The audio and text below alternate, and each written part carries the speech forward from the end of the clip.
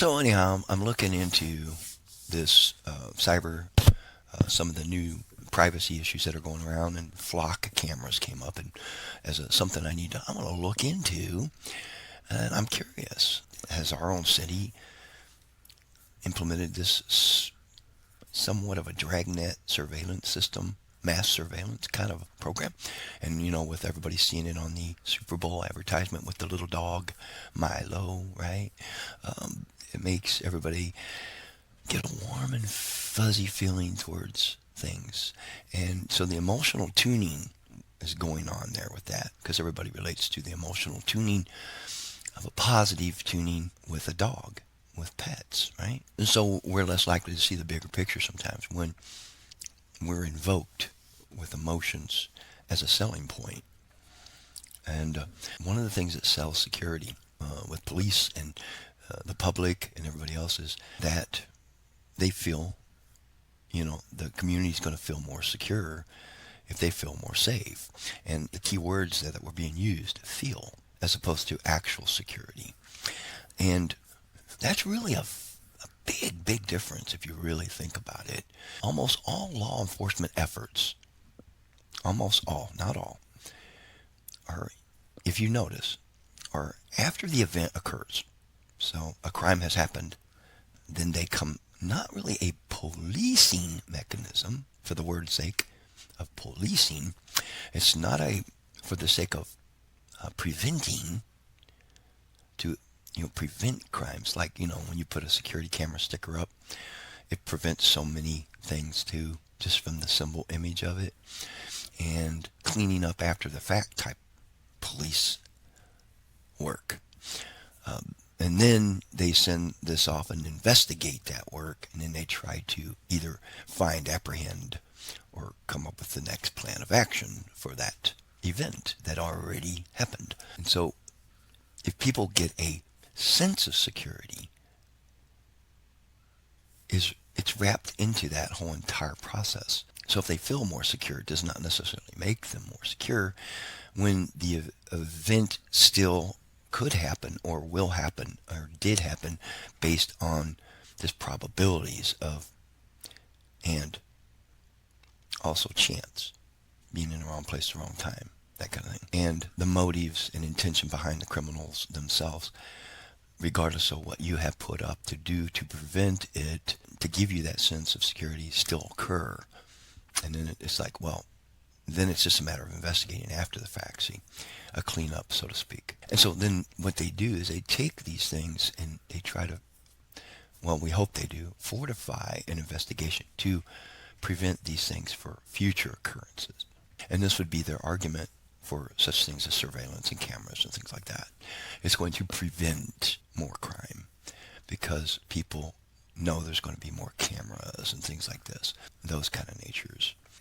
But when you look at the data itself, the whole overall impacting crunch of that data, of all the individual things that can be gathered, manipulated, investigated, looked at, sorted, and sold, the surveillance aspect compared to the actual crime motive sell point of the preventing of so-called crime, it's very pale in comparison to the other data sets being used for other purposes possibly. And then it's defended by an arguments like, well, if it can prevent one, it's worth it, It kind of goes back to the argument of the gun control thing.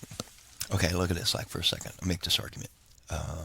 If guns killed, if we took all the guns away, as long as it saves one life, that kind of thing, that argument. So if we put real harsh restrictions in place and we really put harsh limitations on people's ability to buy guns and have guns, then there won't be as many guns, therefore there won't be as many crimes by guns, right? It was all worth it if just one life was saved. And so there's an emotional aspect put in here, a sense of feeling good about it. And so they sell it and they promote it, they campaign on it, and then they do something in the back end when we don't know what's going on that back end, who's benefiting and who's not benefiting. We don't know the back end quabbles of business side of it.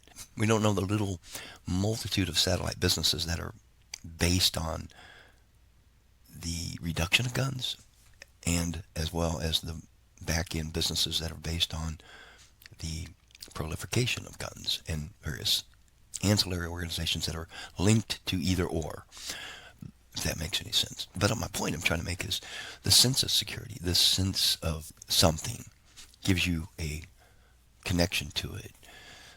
And and so you can take that argument and go, well, the same logic can apply. And then you have rebuttals and arguments and political arguments and things like that. For example, cars actually kill more than guns.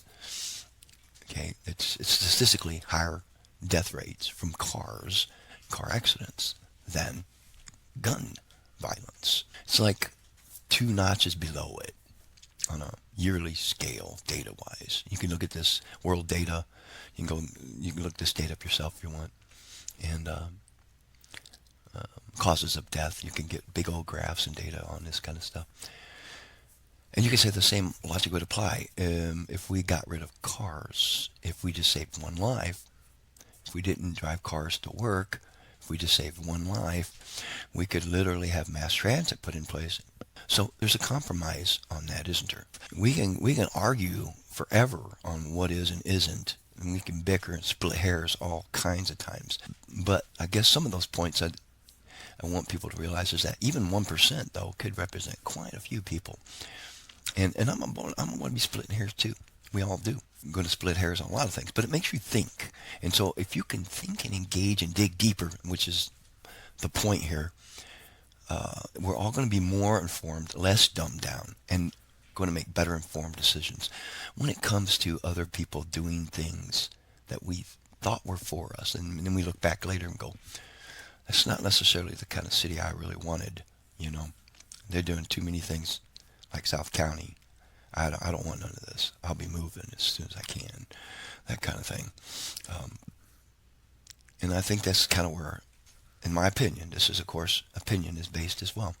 This is where I think City of Festus is going. We're trying to become bigger than our britches, so to speak, I believe. We're trying to grow too fast, become too much, too fast, and overdevelop, overbuild.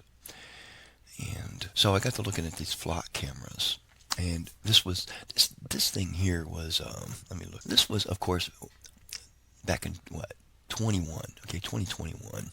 And we're talking about this. City is also looking at the results of satisfaction surveys sent out to residents to see if the improvements are needed around town. I may or may not have gotten that. It may have been one of those kind of things where one of my family members tossed in the trash. I don't know. I never read it.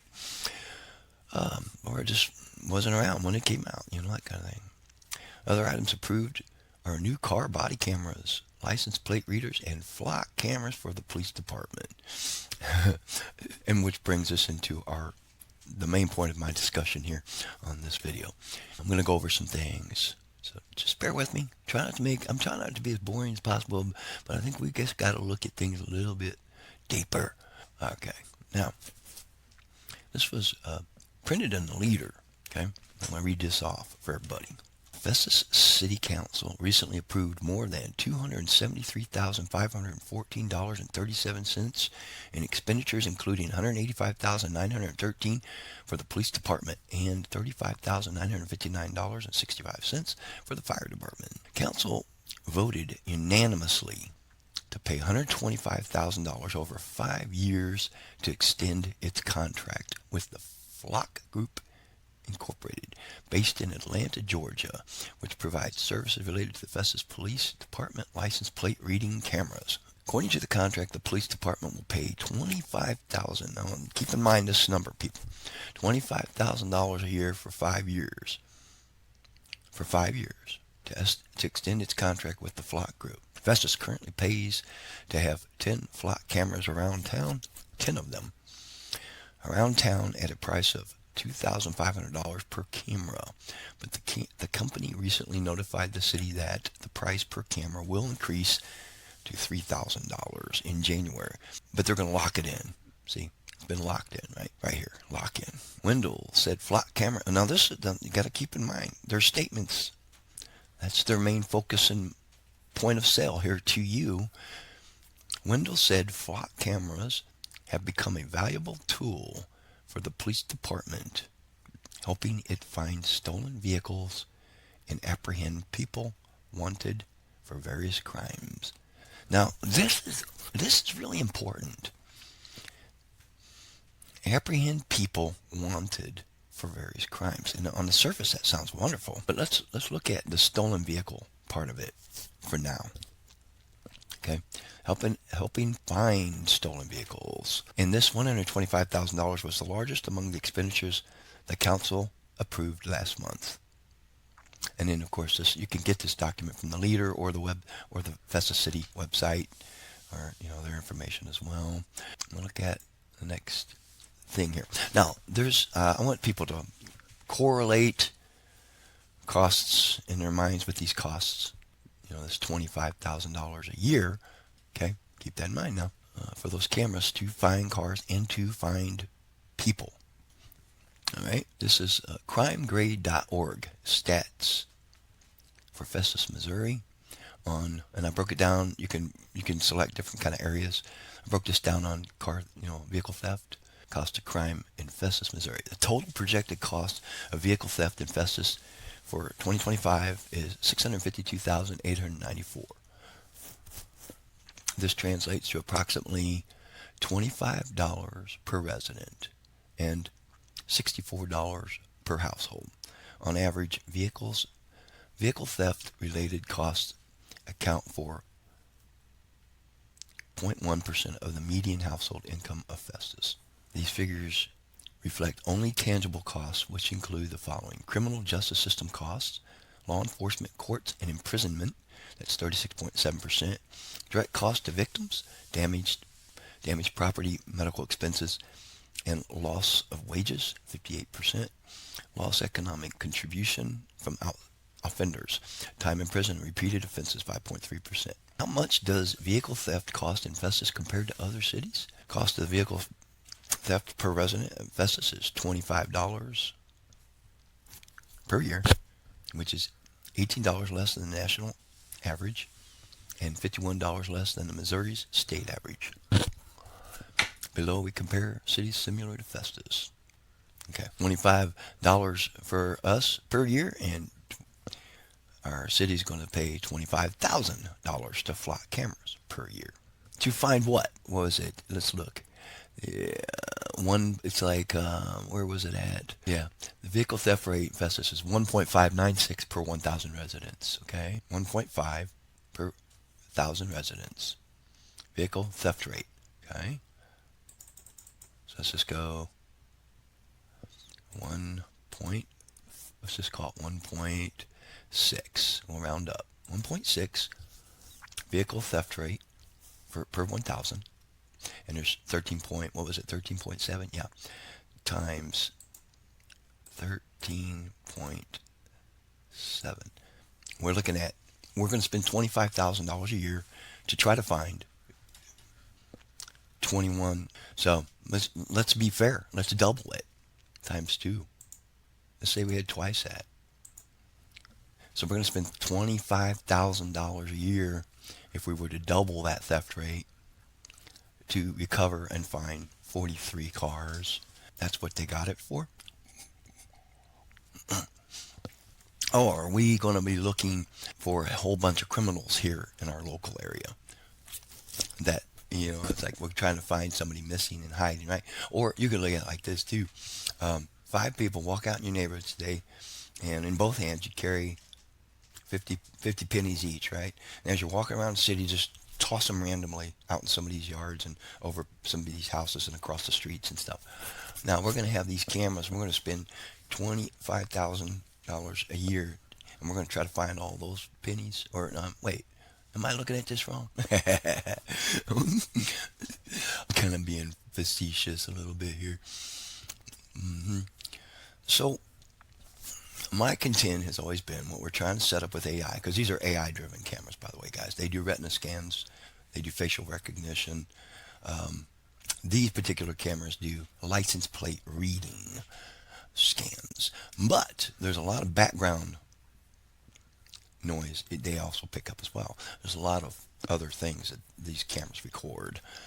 And there's like 3 different kind of settings you can put on these cameras. one that retains data for 30 days, their standard contract, and one that it's temporary, different levels, where it only holds the data for so long and then it deletes them after they record them. We also have networks of people scouring, looking at this data from afar, not even from our city. So there's other regions also scraping and looking at this data for that they're collecting here in our areas. Another question that is brought up here that we need to be informed about is exactly where precisely are they located at? Oh, but then that would be giving up information to those criminals we're trying to find with them, right? Oh, but this is public information, right? And public has a right to know that knowledge. And there's also a thing called bias, where they've been known historically to locate these cameras in suppressed and oppressed areas, minority predominant areas, things of that nature, such as in the black neighborhoods, more so than in the white neighborhoods. See what else we need to know about these flock cameras.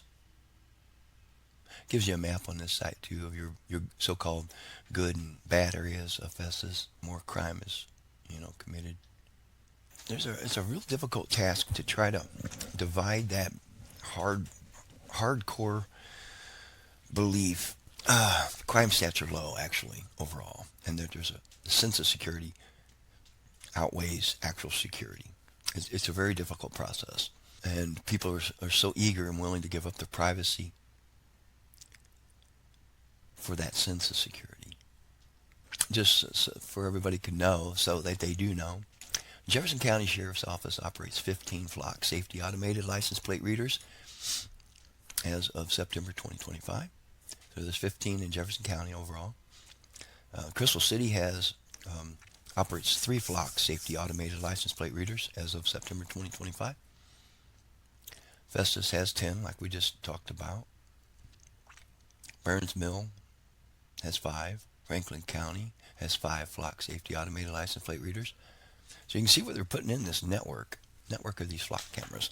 They're AI driven, and they gather up so much more information than is necessary that they can justify using for these feel-good sense of securities that they're claiming they're going to give to us.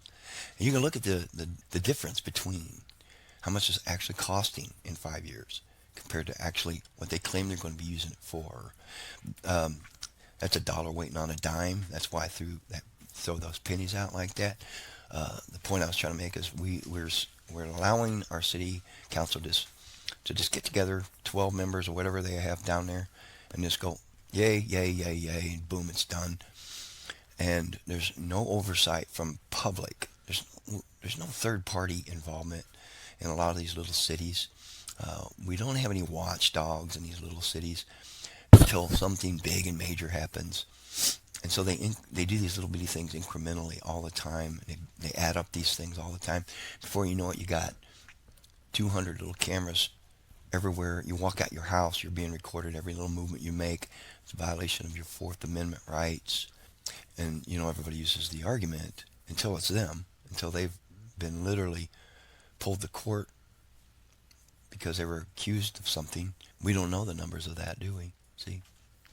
That if you don't have anything to hide, there's just nothing to worry about. So all those people who think like that, I want you to give your passwords, your bank accounts, all your private information. I want you to give that to your kids and just let them share it with their friends, because you trust everybody, right? Oh, we don't trust. We trust a certain person we don't even know, right? Just because it was voted in. But we don't trust people we know in our families to have that access on well, give it to your sister and tell them that, hey, I trust you. Or have them give it to a friend that they trust. So you trust them, they trust their friends. So you can kind of see where this kind of gets muddy at some point, where you just, going back on your own. If you ain't got nothing to hide, nothing to worry about. You do. You got something to worry about. How it's being used. You don't know how it's being used. And that lack of knowing how it's being used, the transparency involved in that, is where it gets muddy. We all think we're doing things that's going to protect us and our loved ones and make our city straight, and we put measures in place that force you to do certain kind of things and live under certain kind of conditions. Let's say I trust Johnny, or Wendell, my police guy down here. The question is, when he retires and is gone, do I trust the next guy? Can I trust the next guy? I don't know. What about the bad actors who have access to your data now, your profile, your picture, your in and outs, where you go, what you shop, what your religious practices are, where you go, what you do and what you don't do.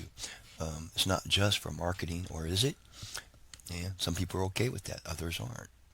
Um, and then who is that sold to? And then who are they selling it to? A bad actor may get that. They may trace your son or daughter based on data transfers, when and where, timestamps, um, plates.